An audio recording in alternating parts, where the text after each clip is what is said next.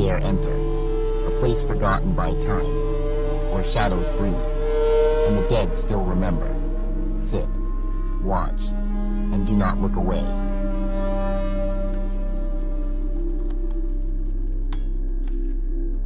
I rented the apartment in a hurry. It was cheap, furnished, and close to work, exactly what I needed. The landlady, an elderly woman named Mrs. Klein, didn't ask many questions. She simply handed me the keys and said, "If you hear something creaking under the bed, don't look. Just put another pillow under your head and go back to sleep." I thought it was a joke. She didn't smile. The first night, I slept like the dead. Moving in had drained every ounce of energy I had. I passed out the moment I hit the mattress. But the second night, I woke up to a sound. It was soft, low, and slow. Not a footstep, not a knock, but a creak, like wood bending under pressure. I grabbed my phone. 2:46 a.m. Then it came again, that creak. This time, from directly underneath the bed. Now, I'm not easily scared. I've lived in crappy places before. Noises happen.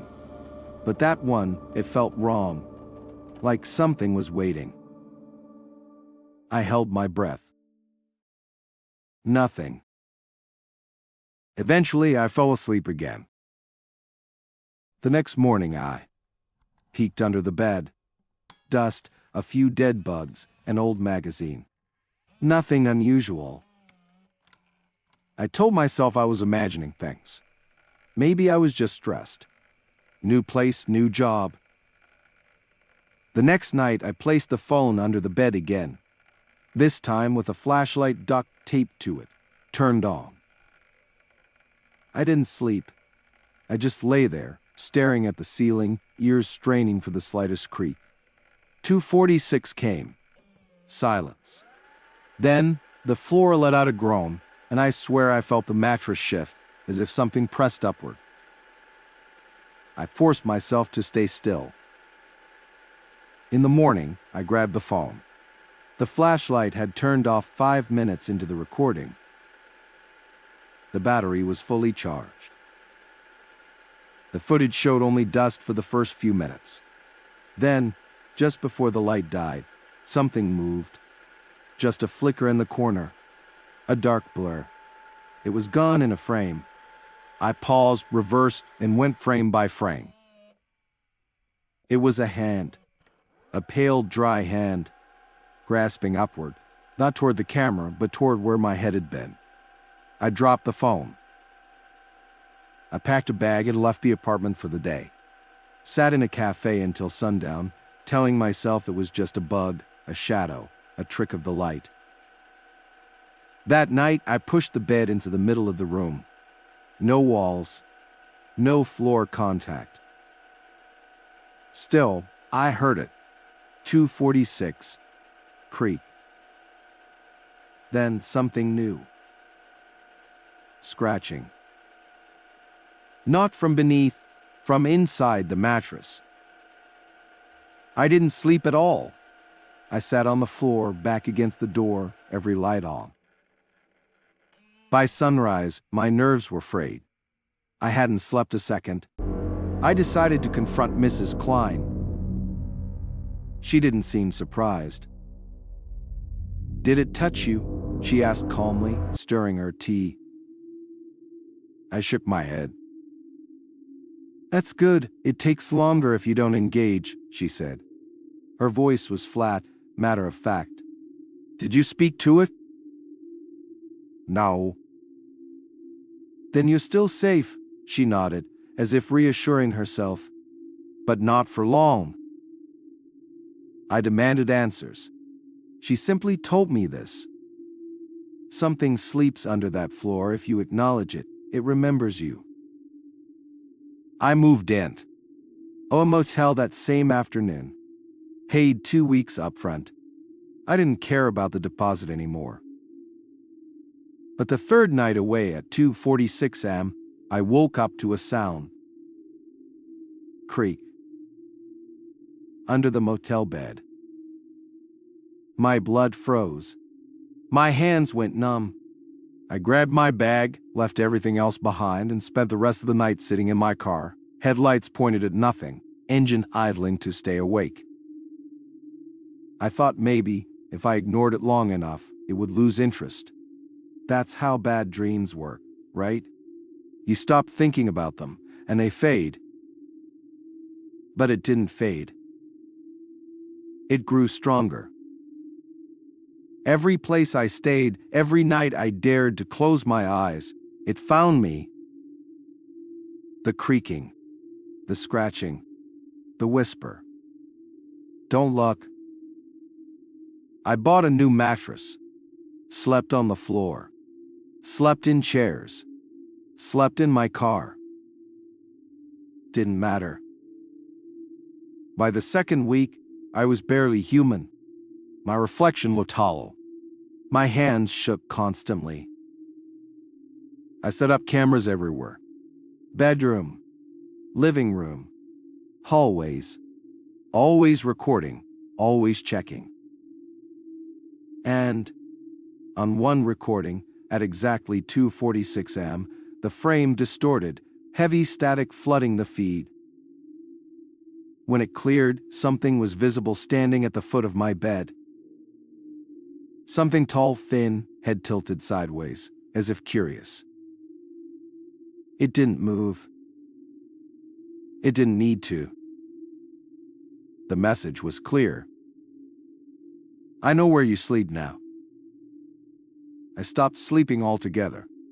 Coffee, energy drinks, anything to keep my eyes open. But exhaustion plays tricks. Sometimes, in the edges of my vision, I would see it, a shadow bending wrong, slipping along the walls, always just behind me. I never turned to look. I knew better. Once, I slipped, dozed off for less than a minute in a diner booth. When I jolted awake, my head buzzing, everyone in the diner was staring at me. Their faces were raw.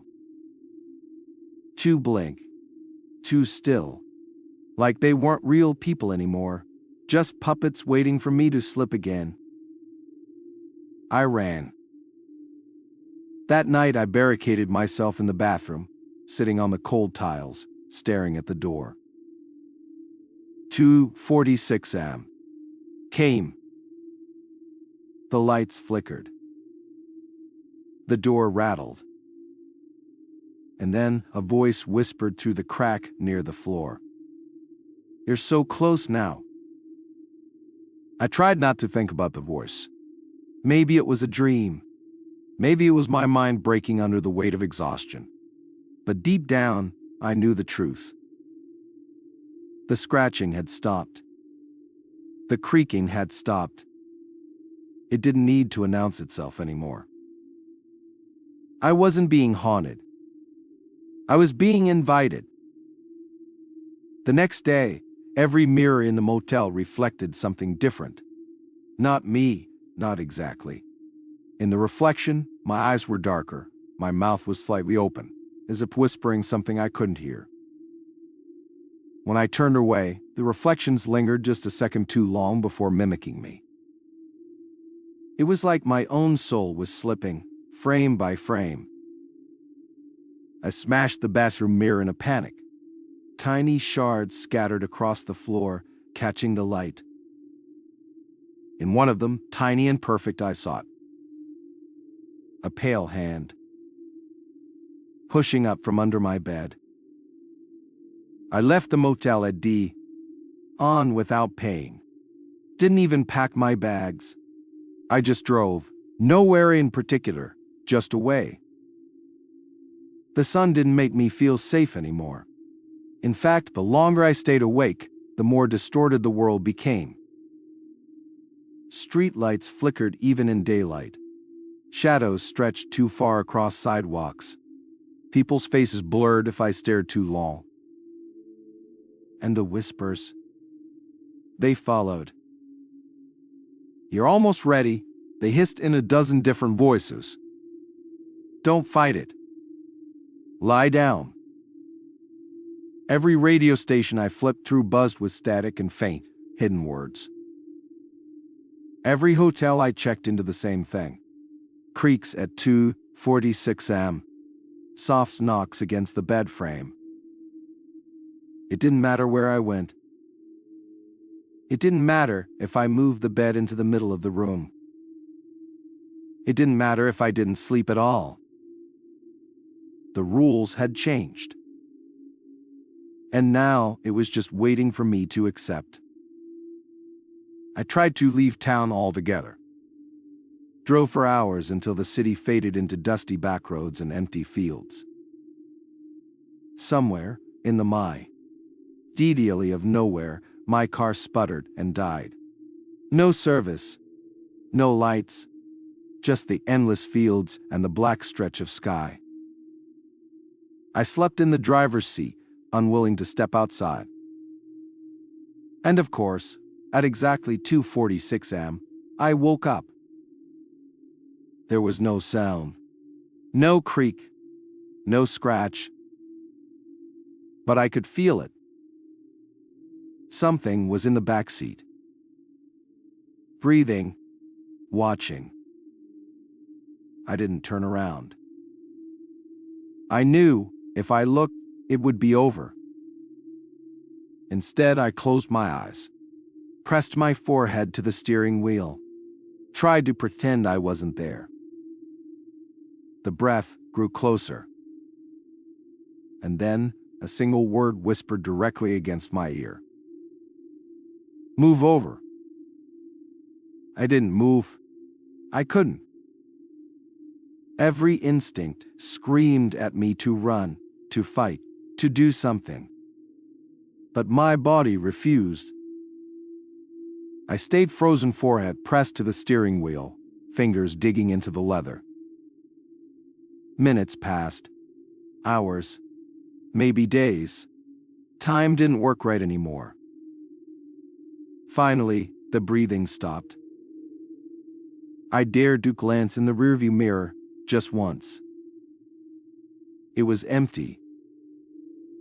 No one was there. But something had changed. The seat indentation behind me, it was deeper. Like someone heavier than me had been sitting there for a long time. Waiting. Claiming the space. Taking it over. I started the car. Miraculously, it turned over and drove without thinking. Where to? Didn't matter. Nowhere was safe anymore. Because no matter where I went, the shadow came with me.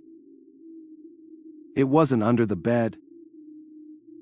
It wasn't above the bed. It was inside. Last night was the worst.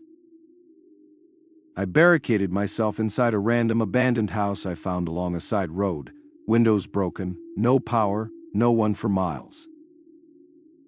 I piled up furniture against the door, blocked the windows, set alarms to ring every hour. I wasn't going to sleep. I couldn't.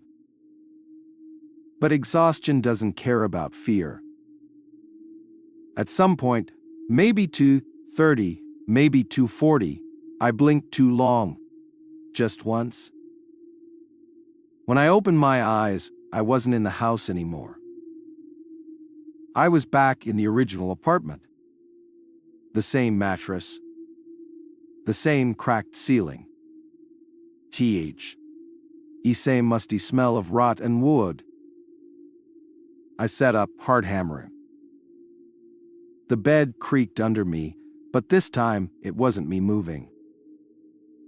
From beneath the mattress, hands pushed upward. Pale, dry, familiar. They didn't grab me. They held me up like I was just another mattress. Just another barrier between it and the waking world. And I heard it clearly now for the first time. You can rest now, I'll take it from here. I didn't know what day it was anymore. I woke up lying sideways across a motel bed I didn't remember checking into. One shoe on, a pillow soaked in sweat, and the other side of the bed was warm, still pressed down. I reached over and touched it, expecting nothing. But my hand met fabric that was still breathing. The sheet rose and fell ever so slightly, as if someone invisible was laying there beside me, silent, still. I pulled back my arm. Slowly, gently. The breathing stopped, but the dent in the bed never went away. I started seeing things when I was ache. Worse than shadows, worse than whispers. I would catch glimpses of myself in windows, but it wasn't me. It was slower, tilted, smiling a little too wide. Once, passing by a parked car, I saw my reflection move half a second after I did. It blinked when I didn't. And then it mouthed something at me. Just 2 words. Lie down. I threw a rock through the car window and ran. Didn't look back. Didn't dare. I knew if I stopped moving, even for a minute, it would catch up. It was getting closer. The worst was in the shower. I hadn't bathed in days, too scared to close my eyes, even to blink too long under the hot water. But eventually, exhaustion won. Steam filled the small bathroom. I rubbed my face, leaned against the cold tiles, just for a second, and when I opened my eyes, I wasn't alone. The steam had formed handprints, dozens of them, pressed against the glass door, pressed from the inside. I stumbled back, slipping, heart hammering against my ribs. And behin. The fog. Just for a moment, I saw it. A second face behind mine, mouthing the same silent message. Lie down. That night, I didn't even try to sleep. I pushed the bed against the door, stacked chairs and broken drawers on top, sealed the windows with duct tape and trash bags. It didn't matter. At 2:46 am sharp, the air in the room changed. Got heavier, tighter. Like something invisible was squeezing the space between the walls. Cracks formed in the plaster, tiny splits running like veins, spidering across the ceiling. And from somewhere deep inside those cracks, I heard it breathing. Not a growl, not a snarl, just slow, patient breaths. Waiting, counting the seconds until I gave up. At some point, the barricade gave way. I didn't hear it collapse, didn't even see it. I just felt the cold air pour in, like a tide rushing under the door. The bed frame shifted an inch by itself. Then another. It wasn't rolling. It was being pulled. Something dragging it inch by eye. NCH toward the open space in the middle of the room. Toward nothing. I clutched the sheets, the bed legs, anything to anchor myself. But the floorboards groaned louder. The room twisted sideways. And then I realized it wasn't the bed moving. It was the floor, tilting, trying to roll me into the dark. I escaped the room by crawling. No running, I couldn't stand up straight. Gravity felt wrong.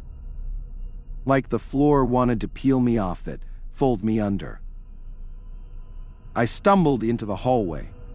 slammed the motel door shut behind me. Only, it wasn't a motel anymore. It was a hallway with no doors. Just wall after wall after wall, fading into shadow. Behind me, the door I came through was already gone. Ahead of me, the walls pulsed, breathing in and out like lungs. I pressed forward, barefoot on cold tile, heart pounding in my ears. Somewhere deep inside the building, I heard the mattress creak. It was calling me back. I walked for what felt like hours. The hallway twisted, shraw. NK, expanded, split. But no matter where I turned, the walls looked the same. Same peeling wallpaper. Same dusty floor.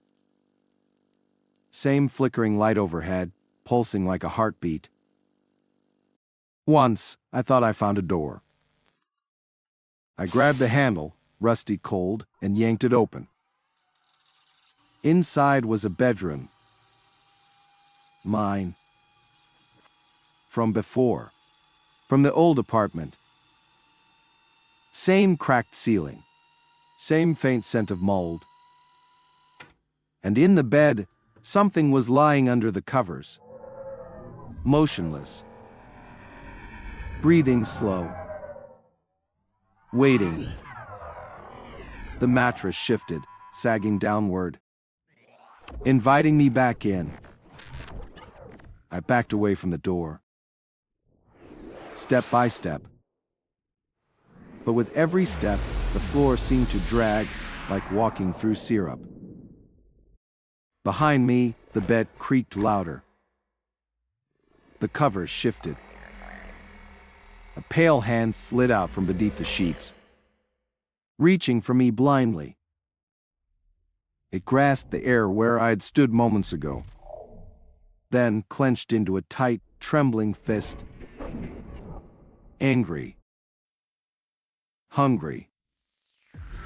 I turned and ran. But the hallway stretched on forever. No exits. No windows. No end. Just the distant sound of a second set of footsteps chasing mine. Bare feet slapping against the cold tile. Getting closer. I backed away from the door. Step by step. But with every step, the floor seemed to drag, like walking through syrup. Behind me, the bed creaked louder. The covers shifted. A pale hand slid out from beneath the sheets, reaching for me blindly. It grasped the air where I had stood moments ago, then clenched into a tight, trembling fist. Angry. Hungry. I turned and ran. But the hallway stretched on forever. No exits. No windows. No end. Just the distant sound of a second set of footsteps chasing mine. Bare feet slapping against the cold tile. Getting closer. The walls around me cracked wider with every step. The floor dipped, rising and falling like breathing lungs beneath my feet. The second set of footsteps grew louder, until it sounded like someone was running directly above me. Or maybe below. I didn't dare look down. Instead, I sprint, head forward, heart battering my ribs, lungs burning. The hallway twisted again, and suddenly I wasn't running through corridors. I was running across endless rows of old beds. Mattresses, sagging and torn, stretched into the horizon.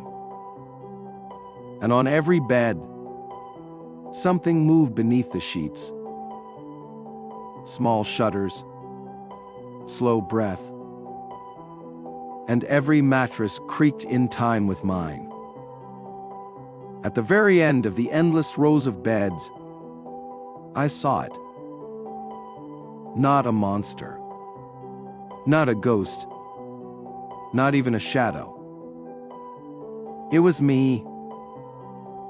Or something that looked like me, just slightly wrong. Its mouth hung slightly open. Its arms limp at its sides. Its eyes, hollow and deep, locked on mine. It lay on a final mattress, waiting. Breathing in sync with me. I staggered forward unwillingly, like strings pulled my limbs. At the last moment, just before I could collapse onto the bed beside it, the thing smiled and whispered the only words I truly understood now. Rest, it's your turn.